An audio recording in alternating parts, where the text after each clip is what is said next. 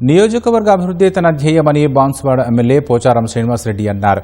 నిజామాబాద్ జిల్లా వంది మండలం జకోరలో పలు అభివృద్ధి కార్యక్రమాల్లో పాల్గొన్నారు. కొందరు నాయకులు తనకు స్వార్థముందని అనడంతో ఇటీవల కార్యకర్తల సమావేశంలో స్పందించాల్సిన పరిస్థితి వచ్చిందన్నారు. తాను డబ్బులకు అమ్ముడుపోయే వ్యక్తిని కాదని స్పష్టం చేశారు.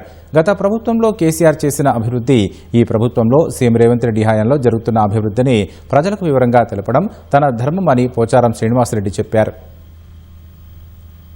మాట్లాడాడు దాని ఏమి లేదు, ఉన్న మాట మాట్లాడంతే. ఆ రాష్ట్రం ఏం లేదు. మరి అటుపోతాడా ఇటుపోతాడా? నా ప్రజల కోసమే నా జీవితం, ప్రజల సంక్షేమం కోసమే నా ఆలోచన.